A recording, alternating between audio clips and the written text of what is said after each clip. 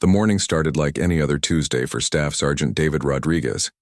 He was drinking his coffee in the kitchen when his wife noticed the serious look on his face as he read something on his phone. The official email had arrived just after 6 in the morning, marked with urgent priority symbols that made his stomach drop. A subpoena. David had never received one before in his 15 years of military service. The legal document was requesting his testimony in what the news had been calling the biggest defense contractor fraud case in decades. He read through the formal language, twice, trying to understand exactly what they wanted from him. His mind immediately went back to that inspection report he had filed 2 years ago. It was during his deployment to a forward operating base overseas, where he had been responsible for checking all incoming equipment and supplies. There had been something wrong with a shipment of communication devices that were supposed to keep soldiers safe during dangerous missions. David remembered how frustrated he had felt when he discovered the equipment was defective. The radios would cut out randomly. The GPS units gave wrong coordinates, and the night vision scopes had faulty wiring that could fail at the worst possible moment. He had documented everything carefully, taken photographs, and filed a detailed report up the chain of command. At the time, his commanding officer had told him that the matter would be handled appropriately. David assumed the equipment would be returned to the manufacturer and replaced with working gear. He never imagined that his routine inspection report would become evidence in a criminal case that could send people to prison. His wife came over and sat down next to him at the kitchen table. She could see the worry lines forming on his forehead, the same expression he got whenever something was really bothering him. David showed her the subpoena and explained what it meant. They would need him to testify about what he had seen and documented during that inspection.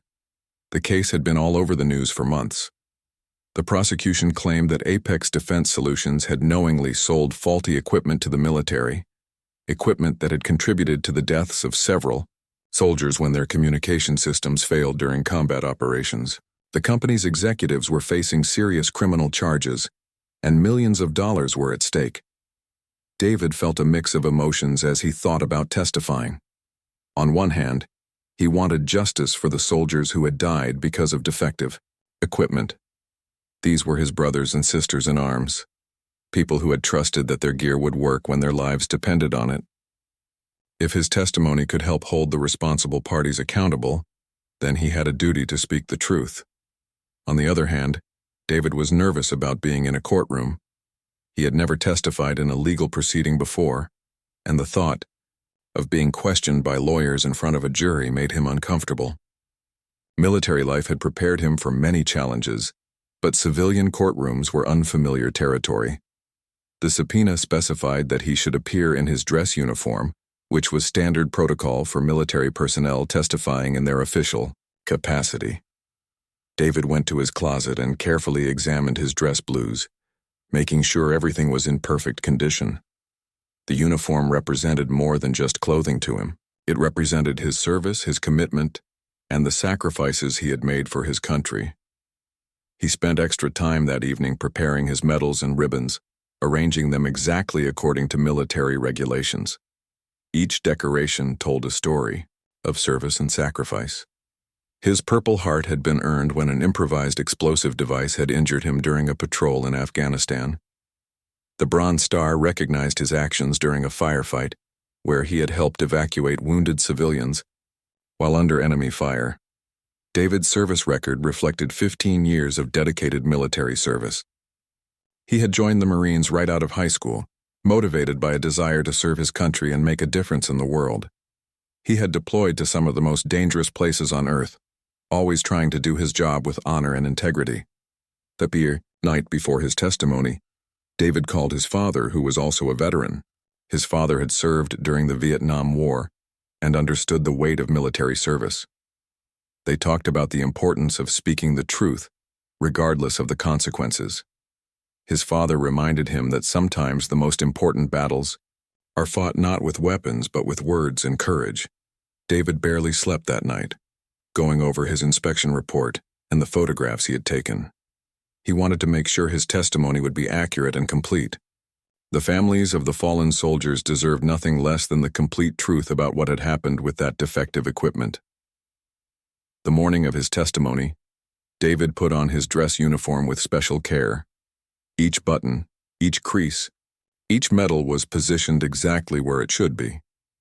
His wife helped him with the final inspection, making sure everything met military standards. She kissed him goodbye and wished him luck, knowing how important this day was for him. As David drove to the courthouse, he thought about the soldiers who had died because their equipment had failed them. He thought about their families, who were probably hoping that this trial would bring them some measure of justice and closure. He thought about future soldiers who might be protected if this case prevented similar problems from happening again. The courthouse was impressive, with tall columns and marble steps that spoke of the serious business conducted inside. David had arrived early, wanting to familiarize himself with the building and find the correct courtroom. Security guards directed him through metal detectors and up to the appropriate floor. Outside the courtroom, David met with the prosecutor who would be questioning him. She was a serious woman who had been working on this case for over a year. She explained what would happen during his testimony and what kinds of questions he could expect. She reassured him that his job was simply to tell the truth about what he had observed during his inspection. David felt a sense of purpose as he prepared to enter the courtroom. This was bigger than just one case or one company. This was about accountability, integrity, and protecting the soldiers who put their lives on the line for their country. He was ready to do his duty, just as he had done countless times before in his military career. He had no way of knowing that his simple act of wearing his properly earned military decorations would spark a confrontation that would change his life forever. All David wanted was to honor his fallen comrades, tell the truth about what he had witnessed, and help ensure that no other soldiers would die because of defective equipment. The courtroom doors opened, and David took a deep breath. It was time to serve his country once again, this time not on a battlefield overseas, but in an American courtroom where justice was supposed to prevail. David walked into the courtroom feeling confident and prepared. The morning sunlight streamed through tall windows, casting long shadows across the polished wooden floors. Rows of spectators filled the gallery, including reporters with notepads, ready and family members of soldiers who had been affected by the faulty equipment. The atmosphere was tense but respectful. He took his seat in the witness waiting area, adjusting his uniform one final time. Other witnesses sat nearby, some in business suits, others in casual clothes. David stood out in his crisp military dress blues, his medals catching the light as he moved.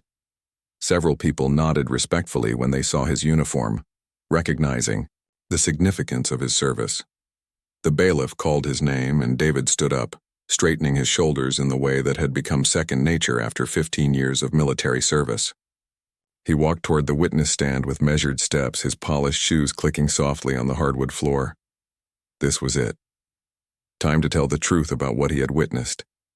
Judge Harold Pemberton sat behind the bench like a king on his throne. He was in his late 60s with gray hair and sharp eyes that seemed to miss nothing. Pemberton had a reputation in legal circles for running his courtroom with an iron fist. Lawyers often complained privately about his rigid rules and unpredictable temperament, but few dared to challenge him directly. As David approached the witness stand, he noticed the judge's expression change. Pemberton's eyes narrowed as they focused on David's uniform, specifically on the ribbons and medals displayed on his chest. The judge's face grew stern, and he held up his hand before David could take his oath. "Stop right there," Judge Pemberton said in a voice that carried clearly through the silent courtroom. "Before you take the stand, I need you to remove those decorations from your uniform." David blinked in surprise. He had never heard of such a request before. "Your Honor, I'm not sure I understand. These are my service medals, properly worn according to military regulations." The judge's voice grew sharper. "I don't care what military regulations say. This is my courtroom and I make the rules here. Those medals could prejudice the jury and create undue sympathy for your testimony. Remove them immediately." A murmur ran through the packed courtroom. People began whispering to each other, confusion evident on their faces. The prosecutor looked startled and started to stand up, but the judge's stern glare made her sit back down. Defense attorneys exchanged glances, unsure whether this development helped or hurt their case. David felt his heart racing. This was not what he had expected. He looked around the courtroom, seeing the faces of Gold Star families who had lost their sons and daughters in combat. Some of these soldiers had died because the equipment he had inspected and reported as faulty had failed them in critical moments. "Your Honor," David said respectfully, "these medals represent the service and sacrifice of my fellow soldiers. Many of them didn't make it home. I wear these decorations not for myself but to honor their memory and the commitment we all made to serve our country." Judge Pemberton's face reddened. He was not used to being questioned in his own courtroom, especially not by witnesses. "Young man, I don't need a lecture about patriotism or military service. I've been running this courtroom for over 20 years, and I know what can and cannot influence a jury. Those decorations are designed to make you look heroic and sympathetic. Remove them now, or I'll hold you in contempt of court." The tension in the room was thick enough to cut with a knife. David could hear his own heartbeat pounding in his ears. He thought about his training, about the oath he had taken when he first joined the military. He thought about his fellow Marines who had died in combat, whose memories were represented by the Purple Heart on his chest. "Sir, with all due respect," David said quietly, "I cannot remove these medals. They were earned through service to my country, and removing them would be disrespectful to the soldiers who made the ultimate sacrifice." The judge's gavel came down hard on the bench, the sharp crack echoing through the courtroom like a gunshot. "That is contempt of court. Bailiff, arrest this man immediately." But something extraordinary happened. The bailiff, a former Army sergeant himself, hesitated. He looked at David's uniform, recognizing the significance of each medal and ribbon. The Purple Heart meant this Marine had been wounded in combat while serving his country. The Bronze Star indicated heroism under fire. Other decorations told the story of a dedicated career spent protecting others. The courtroom erupted in shocked voices. Several veterans in the gallery stood up, their faces showing disbelief and anger. One elderly man wearing a Vietnam War veteran cap shouted out, "This is wrong. That boy earned those medals." A woman who had lost her son in Afghanistan started crying, understanding that this Marine's decorations represented the same kind of sacrifice her child had made. Reporters frantically scribbled notes and held up phones to record what was happening. This was not a typical courtroom scene, and everyone present knew they were witnessing something significant.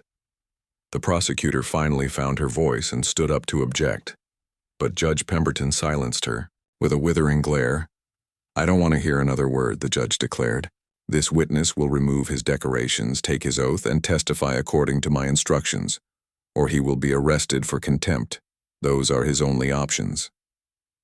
David stood perfectly still, his military bearing evident in every line of his posture. Inside, his mind was racing through everything this moment represented. He had served 3 tours of duty in some of the most dangerous places on earth. He had been wounded defending his country. He had watched good soldiers die because of the very equipment failures he was here to testify about.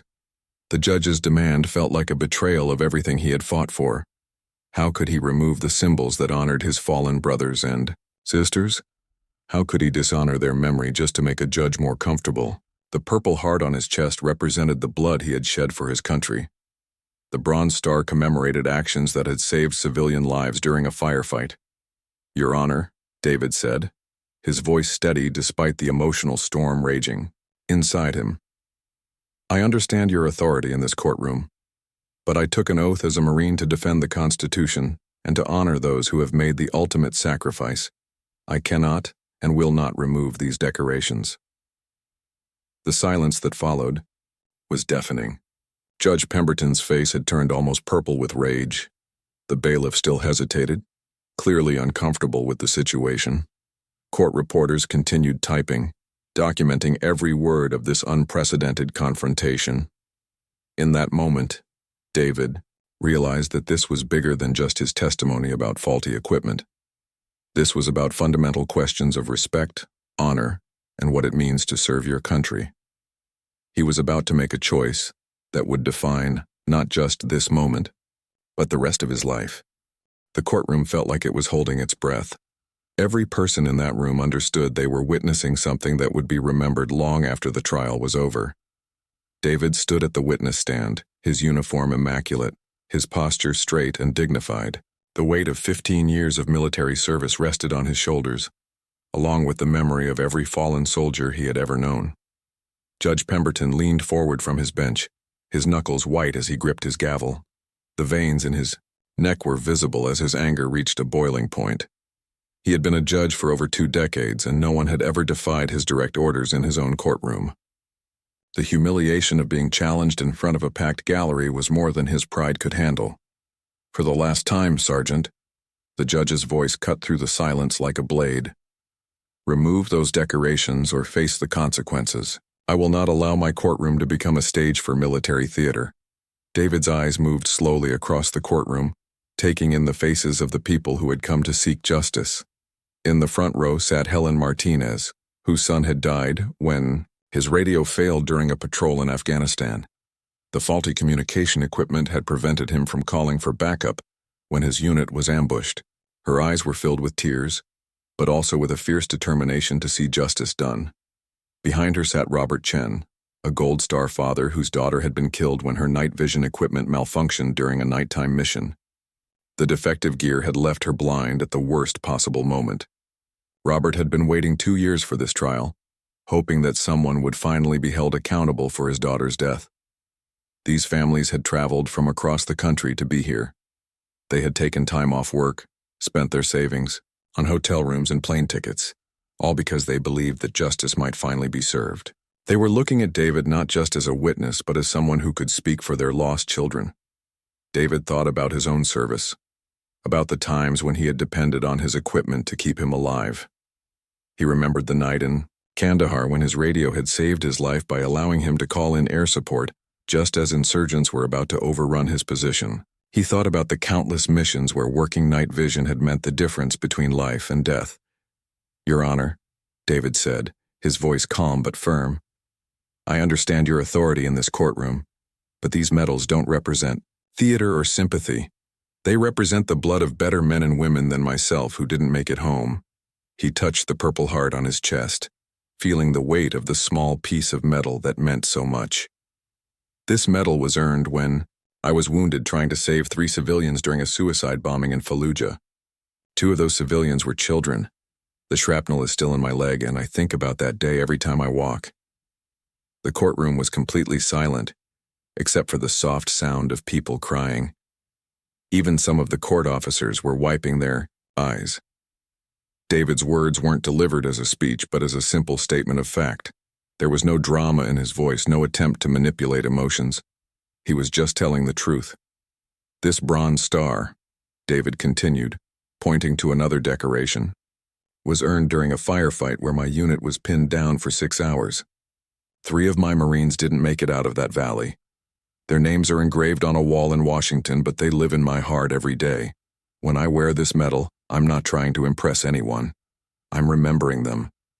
Judge Pemberton's face was getting redder by the minute. He was used to controlling every aspect of his courtroom, and David's quiet defiance was making him look weak in front of dozens of spectators and reporters. The judge's ego couldn't handle being challenged, especially by someone he saw as just another witness bailiff. The judge shouted, his voice echoing off the courtroom walls. "Arrest this man for contempt of court. I want him taken into custody immediately." But something remarkable happened. The bailiff, Deputy Sheriff Antonio Valdez, stood frozen in place. Valdez was a veteran himself, having served 2 tours in Iraq as a military police officer. He looked at David's uniform and saw his own story reflected in those medals and ribbons. The thought of arresting a decorated Marine for honoring his fallen comrades made his stomach turn. "Did you hear me?" Judge Pemberton screamed. "I said arrest him." Deputy Valdez took a step forward, then stopped. His hand moved toward his handcuffs, then fell back to his side. The internal struggle was visible on his face. He knew he had to follow the judge's orders, but everything in his heart told him this was wrong. The gallery erupted in voices. Veterans who had been quietly watching suddenly found their courage. "This is America," shouted one man wearing a Korean War veteran cap. "That Marine earned the right to wear those medals." An elderly woman stood up, her voice shaking with emotion. "My grandson died for this country. Don't you dare dishonor his memory." The prosecutor finally found her voice and stood up. "Your Honor, I object to this entire proceeding. The witness has every right to wear his properly earned military decorations while testifying in his official capacity." "Sit down," Judge Pemberton roared. "One more word from you and I'll hold you in contempt as well." But the damage was already done. The confrontation had awakened something in the courtroom that couldn't be put back to sleep. People were no longer just witnesses to a legal proceeding. They had become part of something much bigger than any individual trial. David stood, perfectly still through all the chaos, his military training keeping him composed even as emotions swirled around him. He wasn't trying to be a hero or make a statement. He was simply a soldier who refused to dishonor the memory of his fallen brothers and sisters. "I will not remove these medals," David said quietly, but his words carried clearly through the courtroom. "I cannot dishonor the memory of those who made the ultimate sacrifice. If that means going to jail, then so be it." Judge Pemberton's gavel came down so hard it cracked. "Contempt of court, bailiff, take him into custody now." This time Deputy Valdez had no choice. With visible reluctance he approached David, his handcuffs ready. But as he got closer, he whispered something that only David could hear. "I'm sorry, Marine. This is wrong, and everybody knows it." David nodded with understanding and extended his hands. As the handcuffs clicked into place, he maintained his military bearing. Even in chains, he looked more dignified than the judge who had ordered his arrest. The courtroom exploded in outrage as David was led away. Reporters rushed to their phones knowing they had just witnessed something extraordinary. Veterans in the gallery stood at attention as David passed, showing him the respect that the judge had refused to give. As David was escorted through the courtroom doors, he had no idea that his quiet act of courage was about to change everything. Within 20 minutes of David being led away in handcuffs, the first video appeared on social media. A reporter had captured the entire confrontation on her phone, and the footage was already spreading across the internet like wildfire. The video showed David standing with quiet dignity as Judge Pemberton screamed at him, then being arrested for refusing to remove his military decorations. The headline read, "Decorated Marine Arrested for Honoring Fallen Soldiers." Within an hour, the video had been shared thousands of times. By evening, it had reached millions of people across the country and around the world. David sat in a holding cell at the county jail, still wearing his dress uniform. The other inmates left him alone, sensing that this wasn't an ordinary arrest. Even the guards treated him with unusual respect, bringing him coffee and making sure he had a comfortable place to sit. Word had already spread through the jail about why he was there. His wife, Linda, received the phone call she had been dreading. David's voice was calm as he explained what had happened, but she could hear the exhaustion underneath. She immediately called their lawyer and started making arrangements to post bail, but before she could even leave the house, her phone started ringing nonstop. The first call came from David's old unit commander, who had seen the video online. Then came calls from fellow Marines, family, friends, and even complete strangers, who had somehow gotten their phone number. Everyone wanted to know if David was okay and how they could help. By the next morning, protest signs had appeared outside the courthouse. Veterans wearing their old uniforms stood in silent formation, many holding photos of fallen soldiers. The crowd grew throughout the day as word spread through social media and veterans organizations. Betty Washington, a 70-year-old Gold Star mother who had lost her son in Vietnam, drove 4 hours to join the protest. She carried a sign that read, "Honor our heroes," and wore her son's dog tags around her neck. When reporters asked her why she had come, her answer was simple. That Marine did what was right. He honored our boys who didn't come home. The story caught the attention of major news networks. CNN, Fox News, and MSNBC all ran segments about the courtroom confrontation. Legal experts debated whether Judge Pemberton had overstepped his authority, while military analysts explained the significance of the medals David had refused to remove. Colonel James Mitchell, who had served with David in Afghanistan, appeared on the evening news to defend his former subordinate. "Sergeant Rodriguez is one of the finest Marines I've ever known," he said. "Those medals weren't worn for show. They represent real sacrifice and real service to our country. But the response wasn't entirely positive. Some people criticized David for defying a judge's orders, arguing that civilian courts had the right to set their own rules. Anonymous online comments accused him of being a troublemaker who was seeking attention. These negative comments stung David's family more than they had expected. His teenage daughter came home from school upset because some classmates had made cruel jokes about her father being in jail. His wife found herself defending her husband to neighbors and co-workers who questioned whether he had done the right thing. The controversy reached Washington within 48 hours. Senator Patricia Wells, the chairwoman of the Senate Veterans Affairs Committee, issued a statement supporting David's actions. No American veteran should be forced to choose between honoring their fallen comrades and obeying a court order, she declared. The American Legion, Veterans of Foreign Wars, and other major veterans organizations released joint statements condemning Judge Pemberton's actions. They called for an investigation into the judge's conduct and demanded that the contempt charges against David be dropped immediately. Social media became a battlefield of opinions. The hashtag Justice for Marines started trending, with thousands of veterans posting photos of themselves in uniform with their medals clearly visible. Counter hashtags appeared from people who supported the judge's authority to control his courtroom. The stock price of Apex Defense Solutions, the company at TO, the center of the original fraud case, plummeted as investors worried about the negative publicity.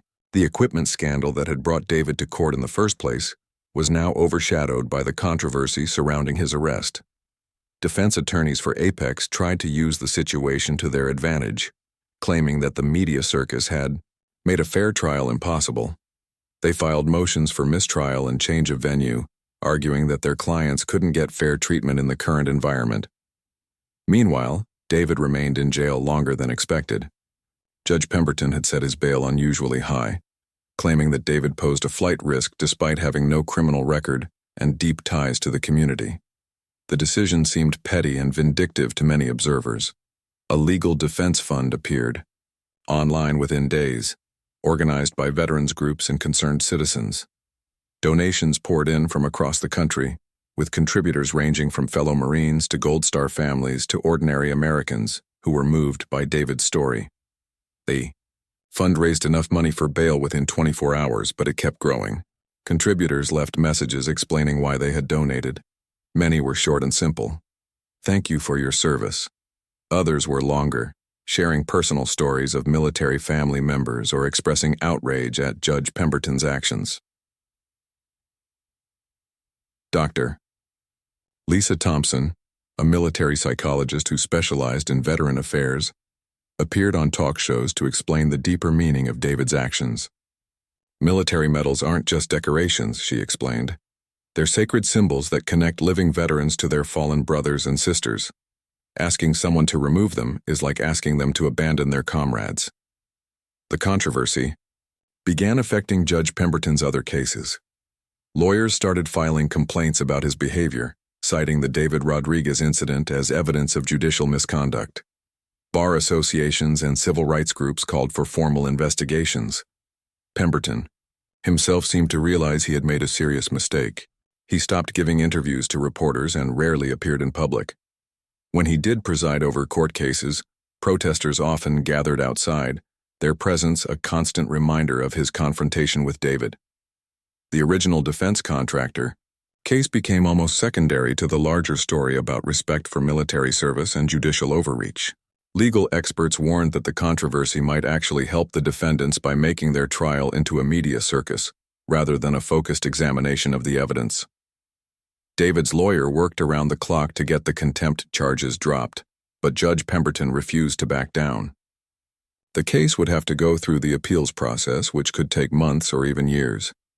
As David was finally released on bail, he was met by hundreds of supporters outside the jail. Veterans saluted as he walked down the steps, still wearing his dress uniform with all his medals properly displayed. He waved to the crowd but didn't make any speeches. He just wanted to go home to his family, but home wasn't the same anymore. Reporters camped outside his house, neighbors stared when he drove by, and his phone rang constantly with interview requests. David had never wanted to be famous, but his simple act of principle had made him the center of a national conversation about honor, duty, and respect. 3 weeks after David's arrest, Judge Harold Pemberton sat alone in his chambers, staring at a stack of formal complaints on his desk. The Judicial Review Board had received over 200 grievances about his conduct, not just from the David Rodriguez case, but from years of questionable decisions and courtroom behavior that had finally caught up with him. The complaints painted a picture of a judge who had lost touch with basic human decency. Lawyers described incidents where Pemberton had humiliated witnesses, made inappropriate comments, and used his position to intimidate anyone who dared question his authority. The David Rodriguez incident had become the final straw that broke the camel's back. Pemberton's phone rang constantly with calls from reporters wanting his side of the story, but he had stopped answering. His wife had grown tired of the negative attention and was staying with her sister in another state. Even his own children had distanced themselves, embarrassed by the national controversy their father had created. The judge's legal career was crumbling around him. Other judges were quietly suggesting he should step down before the formal disciplinary process began. Bar associations were calling for his removal from the bench. Editorial boards of major newspapers had written scathing pieces about his behavior.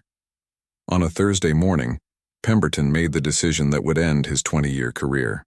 Rather than face the humiliation of a public hearing and possible removal, he submitted his resignation letter to the state court administrator. The letter was brief and showed no remorse, claiming only that he wanted to spend more time with family. The news of Pemberton's resignation broke on the same day that David returned to his military base for the first time since his arrest. The contrast couldn't have been starker. While Pemberton was sneaking out of his chambers to avoid reporters, David was walking tall across the base where he had served with distinction for over a decade. But David's homecoming wasn't the celebration he had hoped for. His commanding officer, Colonel Reynolds, called him into his office within an hour of his return. The conversation was awkward and uncomfortable, filled with long silences and careful words. "Rodriguez," the colonel said, avoiding eye contact. "What happened in that courtroom has created some complications for us here." David felt his stomach drop. He had been afraid of this moment since his arrest. "Sir, I was just trying to honor our fallen Marines and tell the truth about defective equipment." Colonel Reynolds sighed deeply. "I understand that, and personally I respect what you did. But the higher-ups are concerned about the attention this has brought to the Corps. They think you've become too much of a lightning rod." The transfer orders came down the next day. David was being reassigned to a desk job at a logistics office 300 miles away from his family. On paper, it wasn't a demotion, but everyone understood what it really meant. His days of active field duty were over. The transfer felt like a punishment for doing the right thing. David had always been a hands-on Marine who thrived in challenging environments.